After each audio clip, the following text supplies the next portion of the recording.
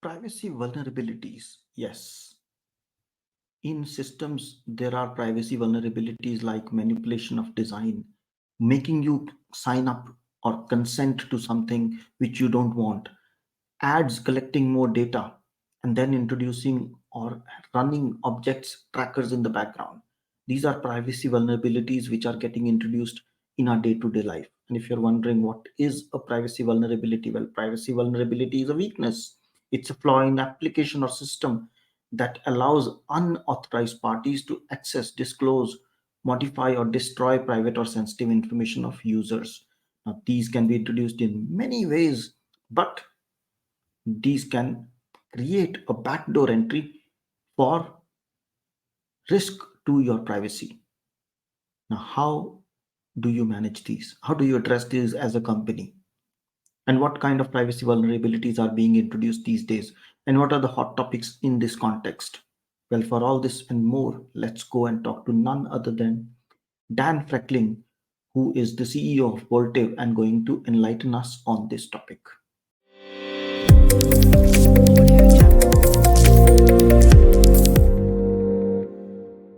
Hello, and welcome to the Fit for Privacy Podcast with Punit Bhatia. This is the podcast for those who care about their privacy. Here, your host, Punit Bhatia, has conversations with industry leaders about their perspectives, ideas, and opinions relating to privacy, data protection, and related matters. Be aware that the views and opinions expressed in this podcast are not legal advice. Let us get started.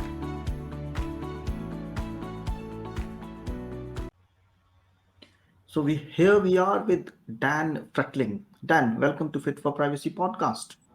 Great to be here, Punit. Thanks for having me as a guest. It's a pleasure. So let's start with a simple question. AI is coming, and how would you define AI in one word? How would I define AI in one? I would probably define one word. Can I use two words? Can I say the first chapter? Yeah.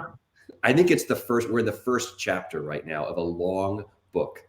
And a lot of stuff happens in the first chapter. So it's not a sleepy chapter, as we can see with generative AI and everything else, but it's just the first chapter, and it's going to be an engrossing book, maybe even a series. That's good. That's good. And how do you define then privacy in one word?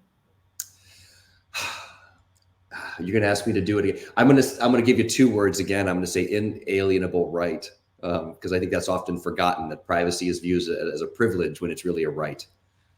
That's a good one. That's a good one. And when you are working in your life or in your professional context, do you see any vulnerabilities that are coming around into our privacy?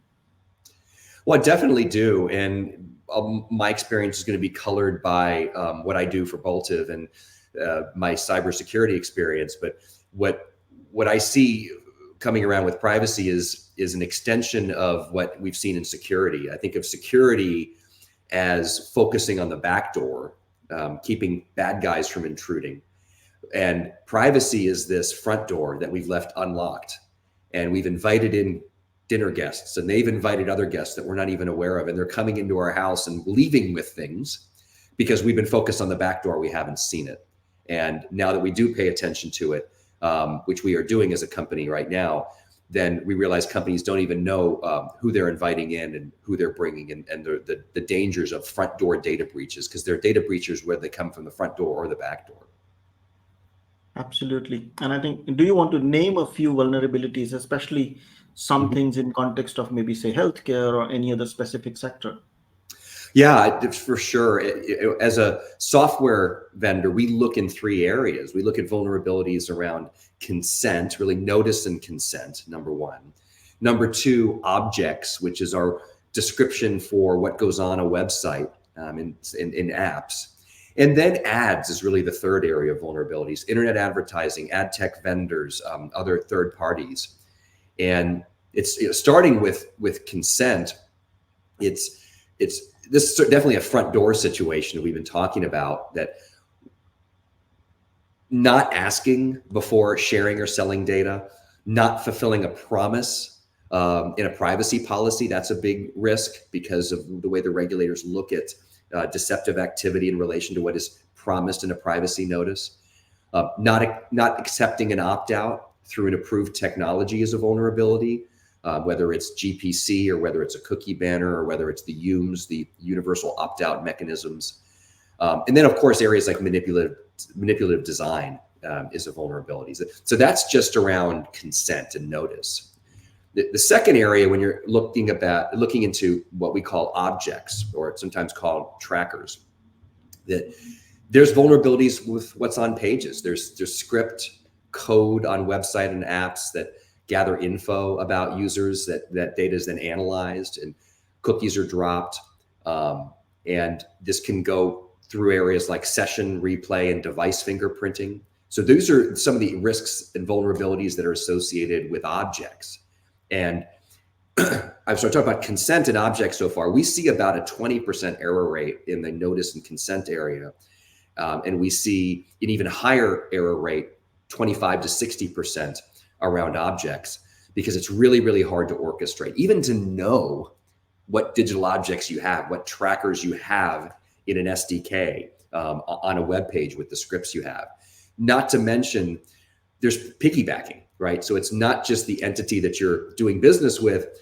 There's containers inside tags and pixels, and these are containers for other vendors. And those other vendors have almost like a Matryoshka doll effect. If you think of the Russian nesting doll, that there's another one and another one and another one. So these kind of fan out like tree branches. So, and then the third really around ads, that we see about a 25% error rate. And when I say error rates, I mean data is shared when it's not intended to be shared. This is just growing in ads. Over 90% of digital display on desktop and mobile is sold through an automated auction called real-time bidding. And the bidder with the most personal information wins. So there's this incentive to share data about individuals. So when Dan Frechtling visits a website, there's a number of different supply side platforms that are performing data syncs to see who knows more about me, because the more they know, the more they can append to my bid request, and the more likely that an advertiser is going to want to advertise to me if they know more about me. And so this is just the world of internet advertising. It's the world of web pages and apps. And now we're inserting this issue of consent and notice in new laws, and many companies are struggling to keep up with the regulations. There are 13 laws now in the US, FTC enforcement, OCR enforcement. Well, in a moment, I'm sure we'll talk about health. It's even more complicated in healthcare. So these are what we see. And I think when you say these are actually the real backdoors, the vulnerabilities, people do not knowing, and there's consent, which is basically manipulative design. There are these trackers and there are these ads, and these are invading our privacy. And I think with the advent of emerging technologies, especially AI or the chat GPT or things like that, this is going to happen more and more, because that AI will work in the back end and will have that manipulative design more, will have those objects and trackers. I mean, trackers are also artificial intelligence per se, and then the ads will automatically track you. Yeah, it all be sped up. That's true with AI on the back end. So it will be all sped up. But do you see any hot topics from business perspective, especially what are they talking? Because this is what we are talking as privacy pros, saying these are the backdoors, these are the vulnerabilities, but what are they talking? Well, I think a lot of it starts with definition. So hot topic for sure is healthcare and health data, and what is defined as health data.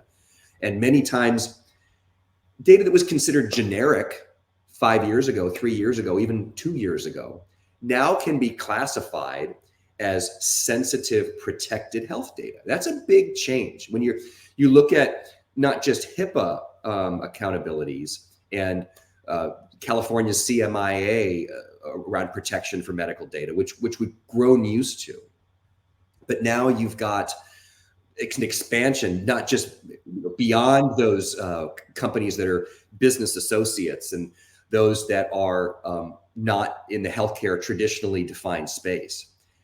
So you look at FTC rulemaking around the health breach notification rule and how that has led to enforcement actions against companies and redefining, again, kind of back to this idea of what's in websites, what's in apps, wellness data, fitness, diet, sleep, even fertility, all of these things, right, that may not have been strictly health data, now we're falling into that. And sharing that information for internet advertising or through objects can be a breach. So that's a real new thing to get your head around. And then the Office of Civil Rights in the US, the federal level there, that collecting information on apps is considered personal health information for HIPAA covered entities. So those are kind of causing a snowball effect of a growing definition of what falls into health data. And then it then comes along My Health, My Data in Washington State, which is where I'm based in Seattle, which even expands beyond the definitions that we've talked about so far, what's considered as health data. And there's a private right of action with that law. So there's more and more risks for companies in trying to figure out what is health data. And then once you know what it is, how do you protect yourself against demand letters from anyone who can find one error wrong? And there's been a rash of pixel lawsuits. So that is, I think, what I would say is one area that's a hot topic. I think another hot topic is children's data. And that's a perennial hot topic because the internet in various ways has been damaging to children. But one is literally the laws in the US are raising the bar on what is a child in the US, right? COPPA was protecting data for kids under 13. CCPA raised that bar to 16. COSA, which is being considered in Congress, raises that to 17. And then CADCA, which was ruled, I think, invalid by a California judge, that was raising the age to 18. So there's this progression of what's considered what's considered children's data by various states and federal laws. So that's another hot topic. A third one I would say is video. And mostly because of lawsuits and associations of sharing video data as a violation under the VPPA, the Video Privacy Protection Act from the 80s. And that becomes a court interpretation. The lawsuits are trying to categorize prosaic companies as videotape service providers, which is stretching a little bit the definition of the way that law was originally created. It was created to protect people from what a video rental store might do for you. But the class actions and lawsuits of various kinds are stretching that to mean anybody who's hosting data on a website. So that combination of clever legal theories and the proliferation of pixels and cookies and tags and scripts and beacons that are often ungoverned on websites make video even a hot topic. But where are we headed with all these laws and everyone defining different age for children, different rules, rather than, in fact, even if you look at consent, it's defined differently in the GDPR, and then in some Asian countries, it's very different. So where are we headed and how will we solve that problem? Yeah, it's heading to proliferation, both in what you just described, how consent and notice even are defined in various jurisdictions, but then the technical means of enabling that consent. So I kind of think of it as messaging, right? When messaging began, you had email, and then you had text, and then you started to get proliferation like instant messaging and Slack and Teams and more methods of reaching. So there's no single way to message anymore. You got WhatsApp, you have individual apps that enable encrypted messaging. So the channels of messaging proliferated to the point it becomes very, very hard to manage. The same thing is happening around consent. There once was a way of expressing consent, which was a cookie banner, where you'd reject cookies under GDPR. And that's given way to preference centers and global privacy control. And as I said a moment ago, the UMs, universal opt-out mechanisms, or the opt-out preference signals. There's going to be companies that are going to create their own channels. Consumer Reports has the permission slip, which is they're acting as an agent for consumers to enable opt-outs. More companies are going to do that. So that proliferation combined with the regulatory proliferation means it's going to be a lot more complex to even know the channels that you need to honor when people are wishing to opt out. And that's a technology problem that will take, I believe, technology to fix.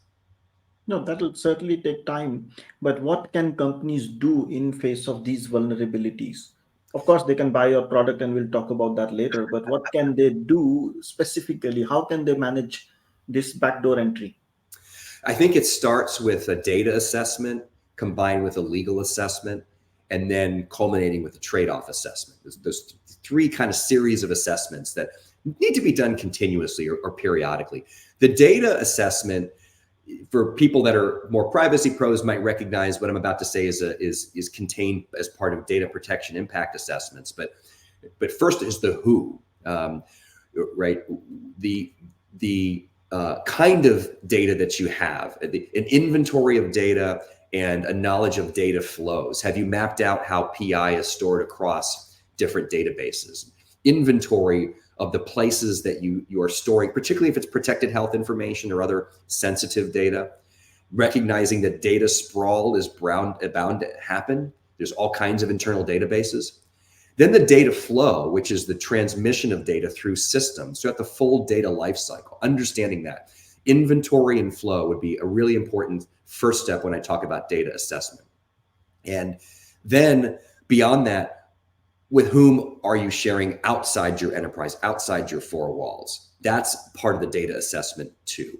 What kind of content, what kind of browsing data, what kind of other form data gets synced with your partners. And that's, once you get a good sense of the inventory, the data flow, then a legal assessment, right?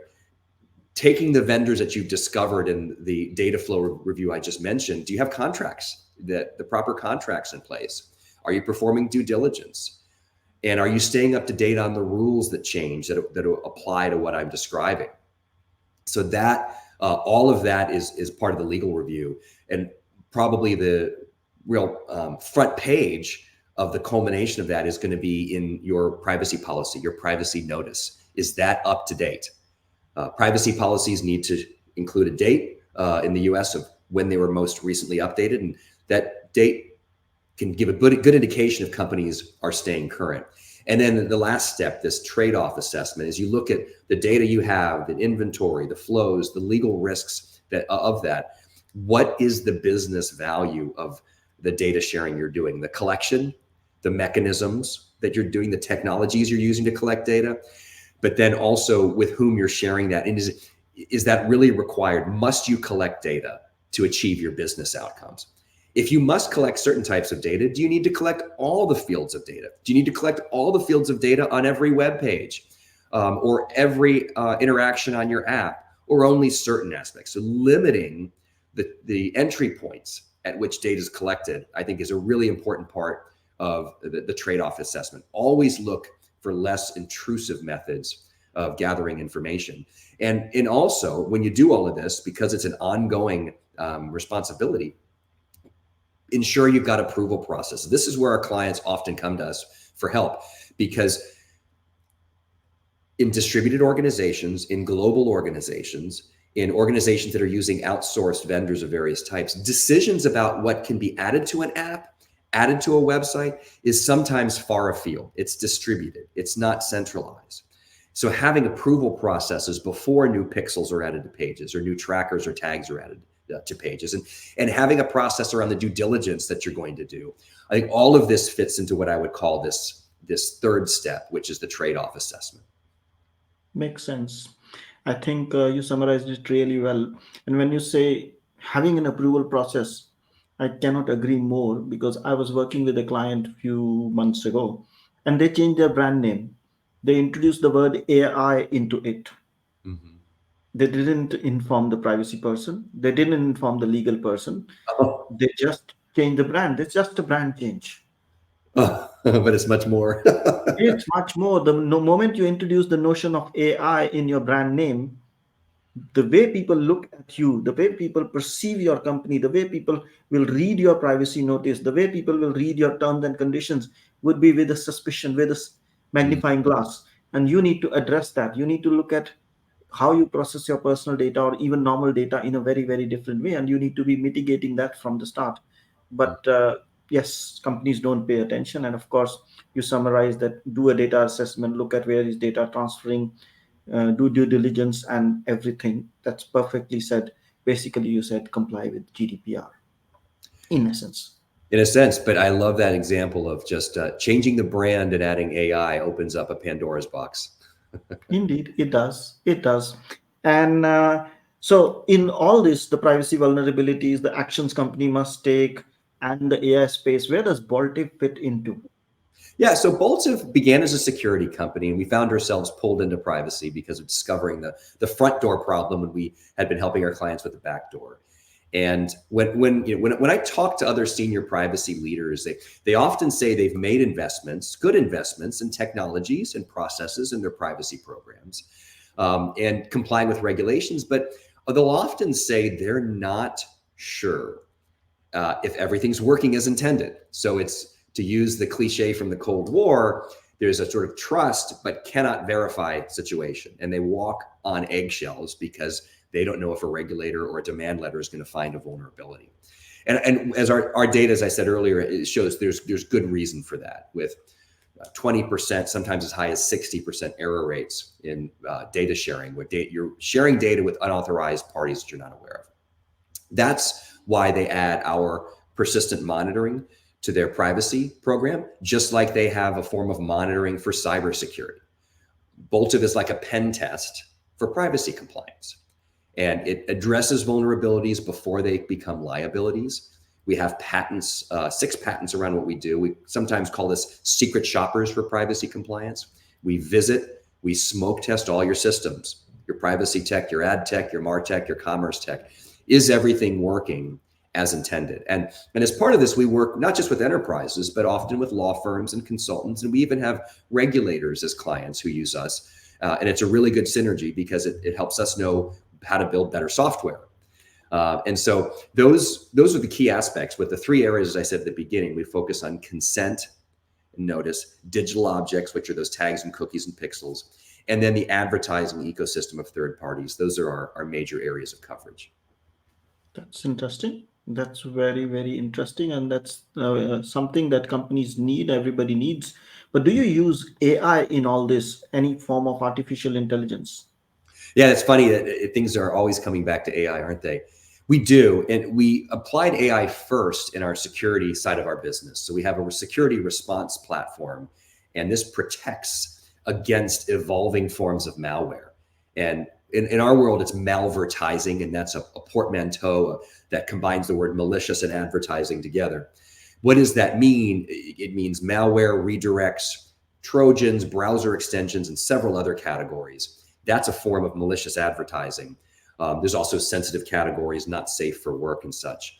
But we use our machine learning because we can create fingerprints around threats. And that allows us to detect and respond to those threats much faster, because other approaches would take days sometimes to investigate and identify new threats.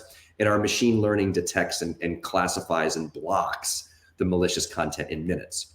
So that is where AI has really paid off for us. A second area is around image recognition, because we deal so much in advertising and what's going on content-wise on a web page, that we'll uncover sensitive content, for example, again, not safe for work, unsavory content. Right now it's political season, so there's a lot of interest in excluding certain types of political statements. And that image recognition allows us to not just judge the words in an ad, but actually the images that could be offensive to people in different ways. And we convert the images to assets that allow us to search and compare and detect anomalies. In fact, we now have an AI search capability where you can describe an ad that you're looking for, and we'll scour the entire internet of programmatic advertising, billions of ads that we see every day, and produce ads that look like what you're asking for. Wow, that's interesting. Earlier in the conversation, you mentioned cookies, and you're helping with cookie consent. But I like to ask you a different question on cookies. Do you think cookies are needed? Because I don't think the current way the cookies are working, I mean, they're at all working. It's cookie fatigue, it's cookie nuisance. You keep clicking, and then there's a lot of manipulative design which makes you to say yes. Yeah. I think 2 parts to what you said is there manipulative design to get people to reject cookies, for sure. And we see the regulators taking aim at that. But then the cookies as a technology are seeing their final days. Third-party cookies, I should say. First-party cookies will remain. But with Google, with Chrome being a major browser that's following other browsers and deprecating cookies next year, I don't want to say that third-party cookies have completely vanish because we will see first-party cookies take on some of those characteristics. We'll see IP address take on a role as a replacement for cookies. But it's inevitable that the third-party cookie world that much of the internet advertising was built on is gone. It's as good as gone. It will be gone for sure by the end of 2024 when Chrome, which is the largest market share, follows Safari, which is the second largest market share, in blocking them. And we'll be talking about something else. There'll be other terms that for identifiers, unique identifiers for people besides cookies. Sure. I think the landscape would change, but I hope the problem solves itself, because the landscape will change and the problem appears in another format that won't help anyone. Yeah, it's true. We have a couple of really strong forces on the internet. One is the force of monetization, and the other is the force of privacy. And there are always going to be companies that need to enable a free internet, right? I mean, this is not just mischief or shenanigans. There's a reason for monetization that allows us to read free content, view free videos. But that force, right, is coming up against the privacy requirements. And so we're going to always see almost like a cat and mouse game with one versus the other, one force versus the other, trying to achieve a balance. That's true. So in essence of time, if you had one message to pass to anyone, any company listening to this, what would that message be from your side? Yeah, I think I go back to where we started, that in our quest for protecting ourselves from backdoor intrusions, let's not forget what's going on the front door, because it does harm consumers. There's real harm for consumers when data gets shared. And we're seeing that more and more. It can affect people themselves, the data of their children. But I think the one message I would say is, let's lock that front door. Let's find ways to monitor that front door. Let's put a security system, if you will, on the front door, not just the back door, because ultimately, yes, part of it has to do with avoiding regulatory fines and class action lawsuits, and there are financial reasons to do the right thing. But from a consumer trust, there are companies that are already distinguishing themselves by going beyond what the standard is and providing greater privacy protections. And I believe that's going to be like seatbelts, commercial seatbelts, right? In the old days, when seatbelts were an option, right, they were chosen by people that cared about their safety and security. And then what happened? It became everybody. The entire world wears seatbelts. The same thing is going to be true for privacy protections. People that are now more privacy forward will be the early adopters, but eventually we are going to recognize the importance of protecting our data. And so to be a company that comes off with the seatbelts first will help companies brand and position their reputation. That makes sense. And now, based on this conversation, if somebody says, oh, Dan is a wonderful guy, and I want to contact him, or I want to get to know more about Boltive, what's the best way to contact you? Yeah, well, thanks for asking, Punit. The best way to reach the company is boltive.com, boltive.com. Reaching me, I'm pretty active on LinkedIn, so look me up, Dan Frechtling. I think there's only a couple of us with that spelling on LinkedIn. It's kind of an unusual name, but yeah, let's connect on LinkedIn. Perfect. So with that, I have to say thank you so much, Dan, for your time and inputs. It was wonderful to have you. Thank you, Punit. It's been a pleasure. Thanks for listening. If you liked the show, feel free to share it with a friend and write a review. If you have already done so, thank you so much. And if you did not like the show, don't bother and forget about it. Take care and stay safe. Fit for Privacy helps you to create a culture of privacy and manage risks by creating, defining, and implementing a privacy strategy that includes delivering scenario-based training for your staff. We also help those who are looking to get certified in CIPPE, CIPM, and CIPT through on-demand courses that help you prepare and practice for certification exam. Want to know more? Visit www.fit4privacy.com. That's www.fit4privacy.com. If you have questions or suggestions, drop an email at hello@fit4privacy.com. Until next time, goodbye.